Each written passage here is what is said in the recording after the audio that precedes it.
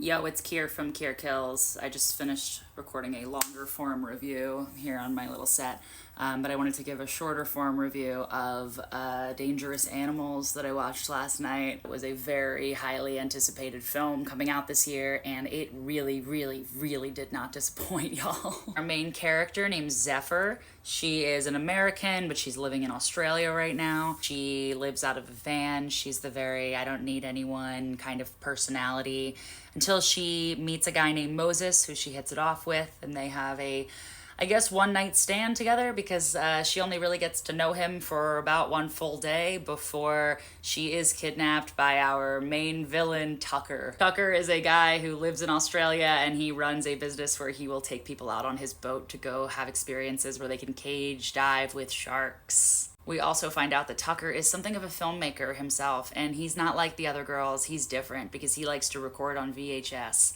What he likes to record on VHS is pretty fucked up. He likes to feed people to sharks where their bodies are only submerged so much that he can still watch their faces while they are eaten by sharks, and he likes to film it. We don't quite know if this is for money or if it's just simply for the love of the game, but he definitely loves the game. And this movie fucking ruled, guys. This was so fucking likable. I can't remember the last time I actually was rooting for what could just be like a guy love interest this hard in a movie. The actor who played Tucker was just chef's kiss. Incredible. So personable. This film reminded me a lot, in a lot of ways, of the movie Fresh, which I'm a huge, huge fan of. I thought that this guy just brought so much light and joy into a character that also was really well written. I don't want to say like he brought it off the page, because I'm sure even on the page it was incredible. The main thing I loved about this film, though, was just that I simply had no idea what was going to happen next. And I am a diehard horror movie fan. I can't say I've seen every horror movie, that's impossible, but I can confidently say I've seen most. I never really feel like I don't know what's gonna happen when I see a horror movie, but this was, twist and turn wise, so juicy. Only things that didn't really work for me is like, I don't really love love.